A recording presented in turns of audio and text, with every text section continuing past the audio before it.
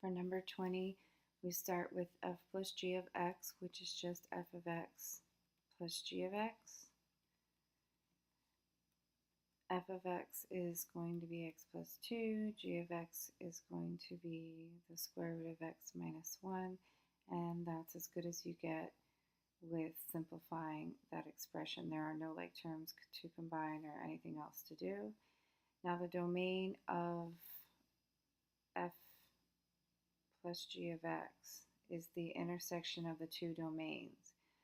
And I'm going to actually write the domain out for each of those functions. The domain, I'm just going to write a D for domain. The domain of f of x is all real numbers. So it's everything. And then domain of g of x is not all real numbers this time. We have a square root, we have an even root, and even roots have to be positive. And what makes your radicand underneath positive is to have it calculate out to be greater than or equal to 0, because positive numbers are going to be greater than or equal to 0. So I'm going to take the x minus 1 underneath, and I'm going to set it greater than or equal to 0, and I'm going to solve it. And then we have x is greater than or equal to 1. So the domain for g of x, found separately, is x has to be greater than or equal to 1. And then the overlap of both of these domains is from 1 to infinity. There's your overlap. That is the part that is shaded on both number lines at the same time. It's shaded for both.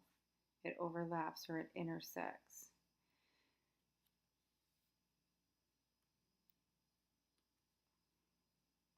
Okay, so our domain is going from 1 to infinity.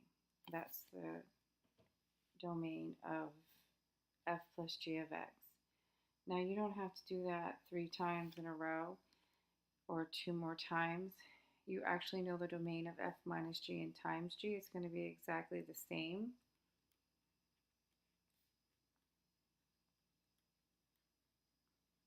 And so we're kind of done with that part already. Now all we have to do is calculate f minus g of x, which is f of x minus g of x. And then your f of x function is x plus 2. We're going to subtract off g of x, which is the square root of x minus 1. And you don't need the parentheses around the x minus 1 because it already has a radical symbol there to contain it. If you put parentheses around it, you can see they're not needed. If you're not sure whether you need them or not, put them in, and then you can just take them away and clean it up once you realize they're not necessary. And let's do f times g of x, which is f of x times g of x. And then our f of x function is x plus 2, and our g of x function is square root of x minus 1. And once again, if you're not sure whether you need the parentheses or not, you can put the parentheses in, but then you'll realize that you are not going to need them anyway. So if I put those parentheses in, I can see that they're unnecessary, and then I can just take them away off of that square root symbol. I still need them around the x plus 2, but I don't need them around the x minus 1, the square root of x minus 1. All right, let's do f times f of x, which is expanded out as f of x times f of x.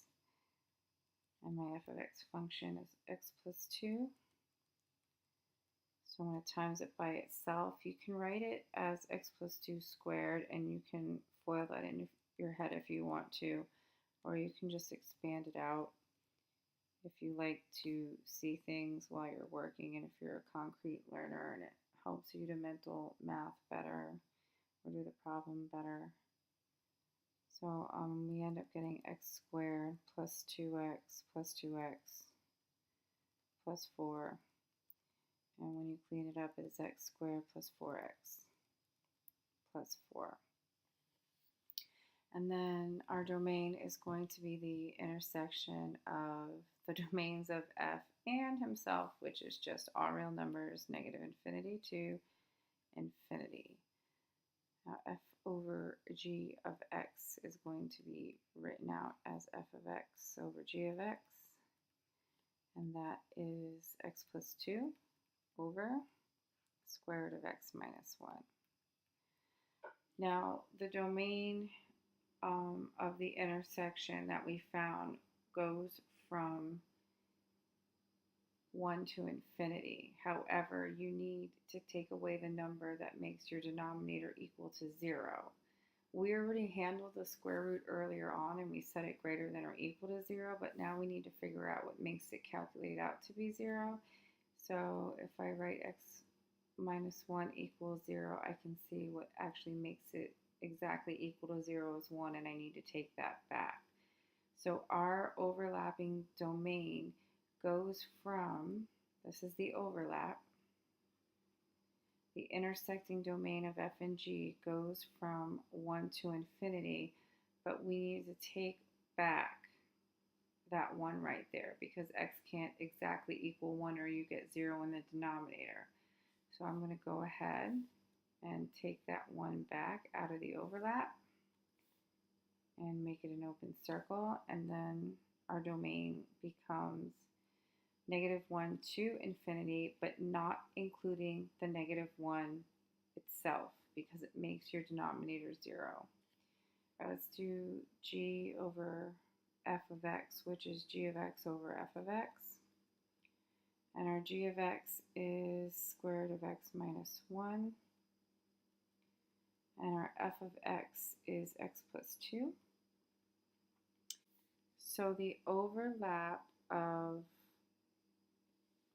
the domains of f and g from the first part of the problem is from 1 to infinity. And we need to figure out what makes this denominator equal to 0 so that we can exclude that number from our domain. So we have x plus 2. I'm going to set that equal to 0. When I solve it, I get x equal negative 2, and that's a number that you can't have because it makes your denominator 0. So we're going to take that out of our domain. And when I go over here and I graph it, I noticed that negative 2 is already not included in the overlap. So we don't even have anything to worry about or change in our domain because the negative 2 is not even in the intersecting domain that we have to start with. So our domain is still going from 1 to infinity, including the 1.